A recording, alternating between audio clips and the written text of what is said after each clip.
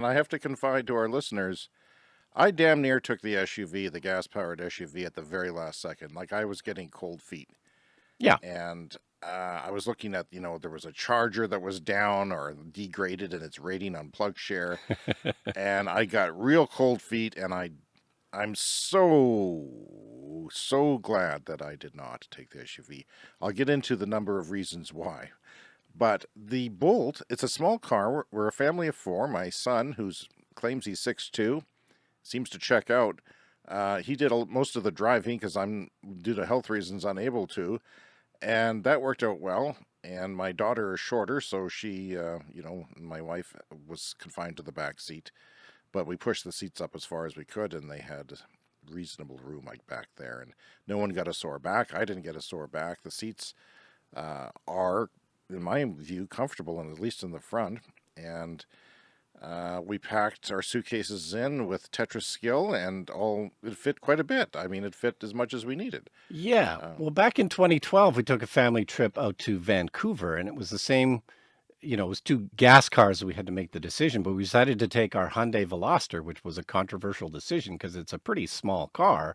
But my kids were younger; they were smaller, so they were able to sit in the back seat. And then we got like sort of duffel bag type suitcases, which could sort of mash into the trunk, everything. But it turned out to be a great decision. I absolutely loved it. It was a much better highway car. well, my SUV is 20 years old, and it's not been kept up. I used it to tow, and it has degraded perhaps the brakes and other things. I may not have survived in that thing on the roads that we were on, because we were on twisty, windy, steep, roads that I had never been on before. Yeah. 'Cause this is my first actual trip to the West Coast. I had flown there for your movie premiere in Whistler, and just sort of driven through it in a big passenger van in the back seat when it was very dark and rainy, and I didn't see much at all. Didn't Virtually, for all intents and purposes, has never been there. So wow, what a spectacular city. I Yeah. I'm partially mourning the fact that I didn't realize this 30 years ago, because Yeah. I think I would freaking live there. Yeah. It was expensive then, but it's impossibly expensive now. Well, you and I both moved to Toronto for a while. I was there for 10 years, Well, and film graduates, we always decided, you Vancouver or Toronto, which way are you going? that's right. You And go then east, you go west. people would go back and forth. And I was born in Ontario in Fort Francis and lived a couple of years there. My family was there and had a history. And I thought, yeah, I'll go to Toronto. And I'm a prairie boy who has used to the sunshine. I wouldn't be able to handle the rain. Well, my God, Vancouver blows Toronto out of the water. They're not going to want to hear that. You suck, Toronto. You're a crap hole. That's what you are compared to Vancouver. Vancouver, Brian, is the most beautiful city in the world. I swear to God. Wow. I don't know what. Give me another one.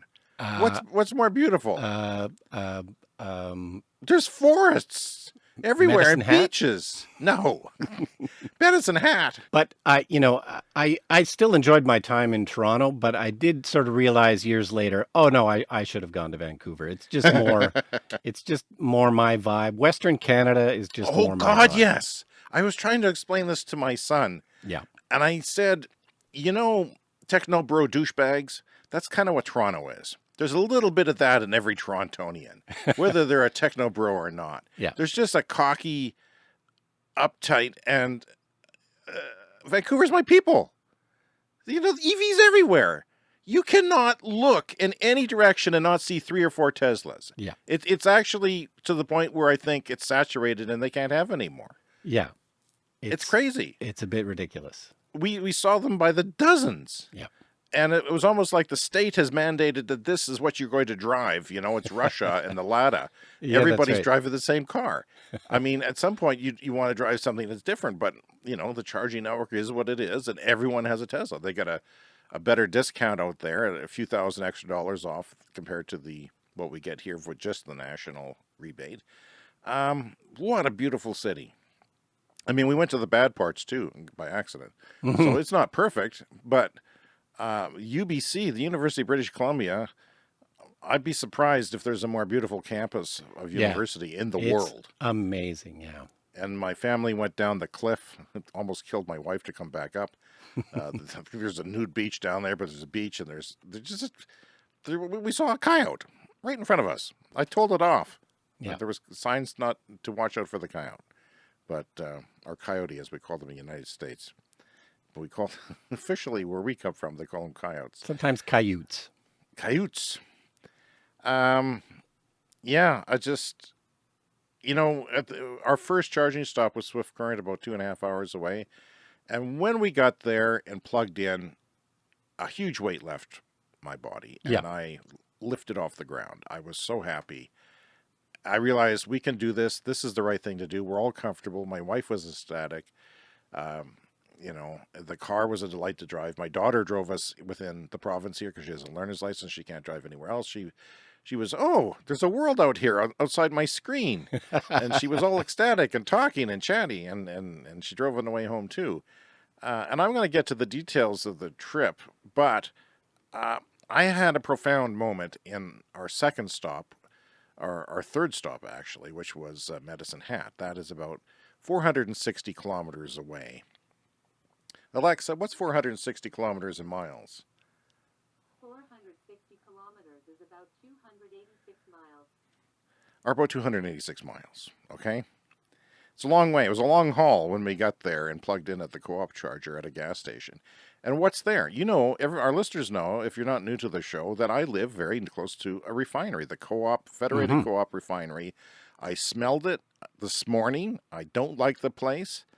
And I'm within, a couple of miles at most of their operations or less. And there was a tanker truck there from that same refinery that left probably the same morning to deliver gas for other people. Yeah. Not EV drivers, but for everyone else. That fuel had to come from my neighborhood in a tanker truck. So when you see the comparison between gas and EVs, you don't see the whole chain of what happens with gas. Just the refining of gas uses more energy than an EV does. Yeah. So all this mining and transport of gas and refining, it just doesn't magically show up in your gas tank and you burn it. But a lot of comparisons that get passed around show it that way, and it's not. Yeah, but we take it as normal. We take it for granted because it's all been around for 100 years now. So it's just in the background and we don't see it. Right. And I was just so blown away by that. And I'm going to have a sort of a breakdown of all my charging stops really quick later in the show, because I know a lot of people are wondering this. And, a lot of other people that I encountered were first timers too. And we all sort of chatted about, because it is the Wild West of EV charging out there if you're not Tesla. Yeah. And the Teslas, boy, our environment, there's Tesla stops out there with like 30 chargers and 2 Teslas charging, which is good, because I'll tell you this right now, Brian. I have got a phone full of apps to find the different chargers. And I was stressed out. If they didn't work right away, I got real stressed out fast. Because, the clock is ticking. I've got an impatient son who didn't want to take the EV, wants to keep going. No time for anything. And that was a constant point of stress for me. So if it didn't work the first time, if there was a problem, then I really got stressed out, because I wanted to plug in and get that clock going on the charging before anything happened. Because he'll be done eating before I can figure it out. Yeah. He's back from the restaurant. He's wolfed down a burger or a sub or something.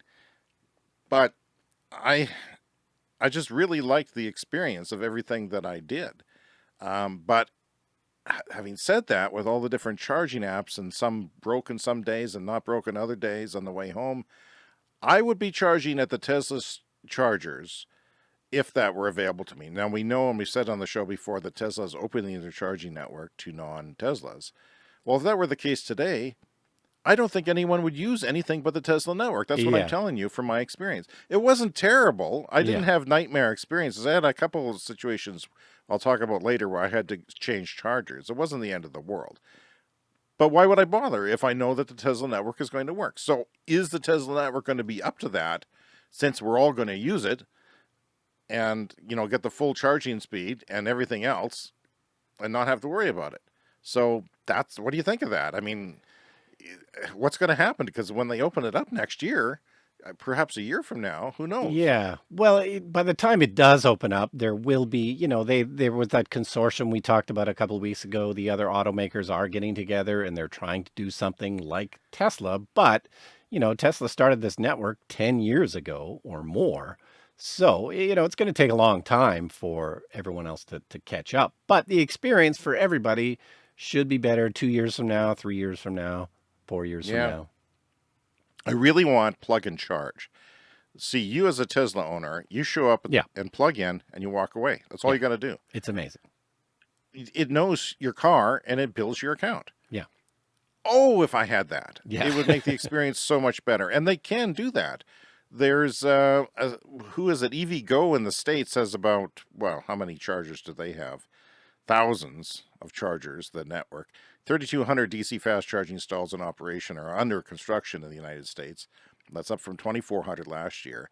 So they have partnerships with 10 automakers, including GM, which is mine, Hyundai, Subaru, Cadillac, Kia, Toyota, Chevrolet, and Nissan. All of them will be able to, if you tell it to, you can register your car on the app, and then when you plug in, it'll bill you. Beautiful idea. Can't come fast enough for me. It has to come very fast. The company announced upgraded what they call an auto charge program. Instead of plug and charge, they're calling it auto charge. So if it's compatible when you enroll, it will communicate with the charger, link to your account to begin the charging process. Because sometimes the charging progress is sitting there for like 2 minutes.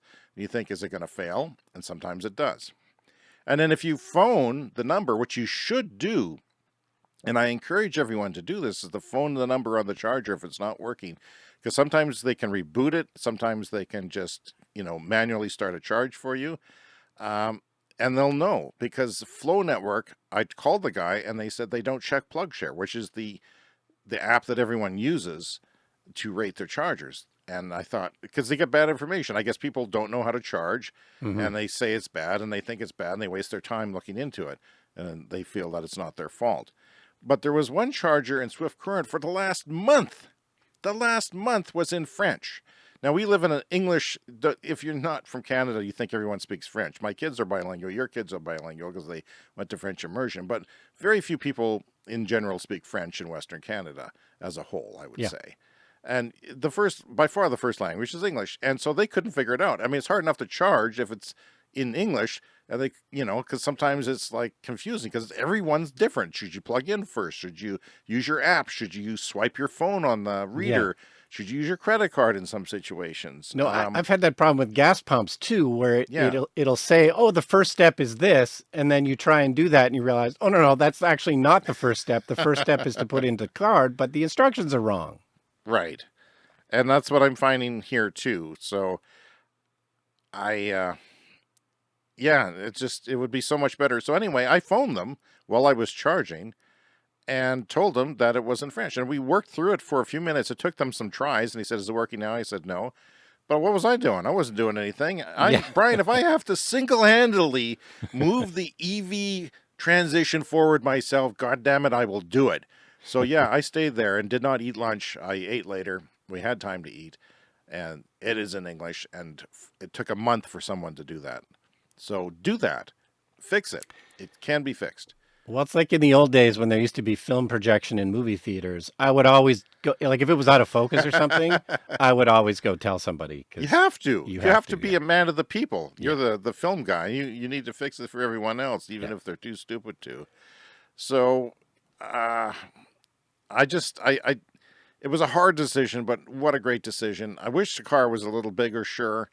My passengers in the back seat would have been a little more comfortable, but I relied on some hotel chargers, the on-the-go convenience store network at gas stations in British Columbia, which is a vast province with a lot of different things going on, a little bit like California North. They've got free charging because they've introduced it, but it's a little weird because you have to download their points app. It's like a loyalty program, and then there's a little square somewhere that says Charge EV. Yeah.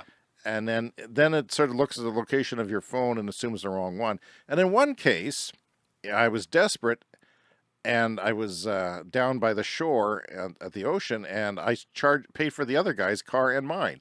So I knocked on his window and I said, "I think I'm paying for yours," because I had two apps going. One was $4.50, one was $5 and counting. I said, "Could I please stop your thing?" And he said, "No, I'm paying for yours." And he said, "No, you're not." I said, "No, you're not." So that was awkward, and I lost $5 there. But if I wasn't panicked, if I was just with my wife, or perhaps even with my daughter who had time, because my son only had so much time off work, it would have been a bit different experience. I can't wait to do it again with my wife. It will be pleasurable. I found the charging stops to be a more enjoyable way, and she and I have gone to Calgary innumerable times. Both of us agreed that this is the best trip to Calgary we've ever had, Yeah. because she has all kinds of relatives there, and so we've made that trip many times. And it was nice because we stopped, we took our time, we looked around and smelled the air, and it wasn't all just sitting in a car looking at drudgery. So yeah, and I saw all kinds of stuff out there. I saw Teslas, um, Rivians, Polestars, a lot of Model X's, Polestar 2, F-150 Lightning. Talked to a guy who couldn't get his charger going. Then he was laughing because he said I was out of funds, insufficient funds. So he just had to put some more money on whatever, the flow account that he was using, and he was kind of worried about it. But yeah, that happens. Anyway, I did try riding a rented e-bike twice out there, and it turns out I'm too fat to do that. But I did find the system was kind of interesting once you set it up, because it takes a while to learn. It's like charging a car. This is one of those sort of automated things where you pick up an e-bike off the Yeah, there's sidewalk. stands, and then you download an app, and then you punch in the number of the bike, and it releases from the stand and tells you how much range you have and the battery. And I did this while charging because I wanted to go meet my family down at the beach, and I rode it around in circle a couple of times, and my butt was hurting, and then I couldn't get the helmet released, and I thought I should have the helmet. I vowed that I would never ride an e-bike without a helmet after a really bad accident I had. Hmm. And so I just gave up. But I tried again in Vancouver, and I rode it, and then I ended up walking back because I was too sore. They're very heavy, and I really like my bicycles perfect fit for me. Like Yeah. I go out of my way to have the right fit, and these are more a serve everybody type of thing where you're too far forward, and it's just. But it's a great idea, and then Kamloops, or pardon me, Kelowna, they actually offer a discount if you're homeless or low income. So that was really nice that they would offer that. Well, yeah, a lot of e-bikes, especially those rental ones, they are extremely heavy. And so I think the logic is, well, it's electric, it's got a motor, it's got a battery. It doesn't matter if it's heavy. And yet it still kind of matters. Well, I love Vancouver, but I didn't see one solar panel with my naked eye. My kids said they saw a couple, but it just doesn't make any sense there because ethically, the grid is clean. It's 95% Yeah. water power, and it's the electricity prices are coming up a bit. I think they're like 10, 11 cents now Hmm. per kilowatt hour. So, but even at that rate, it really doesn't make financial sense especially with Yeah. a cloudier climate. So there's maybe no big push to do that if you have so much water going on. And Yeah. we saw some of the water. No, that's true. It's not really the place for solar, but hey, it doesn't matter. Somehow the air filtration in the Chevy Bolt is pretty good. I don't know what those replaceable air filters do, but I was surprised when we opened the car door and then smelled smoke, Yeah. from the forest fires. But actually the air is smokier where you are here in Saskatchewan than they are on the West Coast where all the fires are. In fact, Yeah. we went very close to some of the fires and saw the helicopters dropping water. Yeah. Vancouver's right on the coast, so usually they're getting the clean air from the ocean. And that's another plus. Yeah. You say you can't live there because there's going to be fires all the time. Well, they do get a nice ocean breeze, and yeah, it's quite beautiful. I want to go on just a bit more. My brother-in-law, who's semi-retired or mostly retired, says that he's working for Mercedes now. He's had every job in the world. One day a week he works for Mercedes, and people just don't like electric cars, he says. And I snapped back and said, well, that's because they're Albertans. I wasn't going to have it. The car and driver says the EQS is neither pleasing nor engaging to drive. So chances are the people who might buy that are buying a Tesla Model S, I'm guessing, or something similar. and it's Alberta.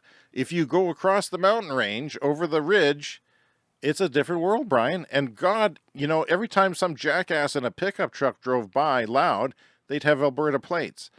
And it would really start to stand out as the closer you got to the ocean, the further away from Alberta you got. And I don't need this. This is where I come from. This is like where you and I live. I don't like that. People are so laid back and so normal and nice. I would equate them a little bit to Californians, but Yeah. from my experience, but I don't have a whole lot of experience. I saw the twinning of the Trans Mountain Pipeline that the federal government in Canada is paying gobs of money for to appease the oil industry, and it's not appeasing anybody. They're actually drilling a tunnel through the mountain to twin it, that pipeline, like just Yikes. boring a hole in the mountain for that stupid pipeline. And so much work is going on there that it's crazy, and it's depressing to see that. But it's encouraging to know that Vancouver and BC and some places in the world are not like where and people would be very surprised by that.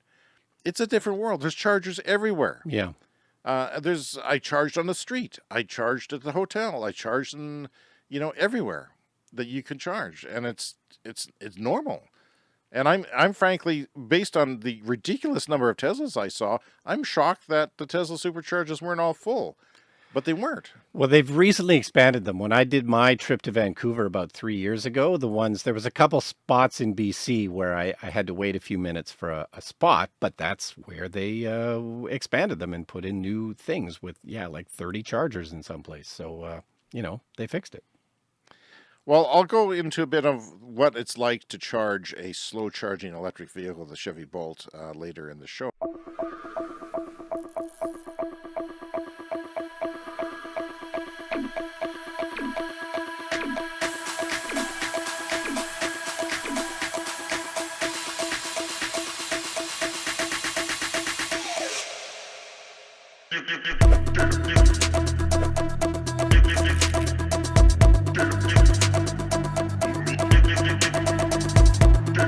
The Clean Energy Show.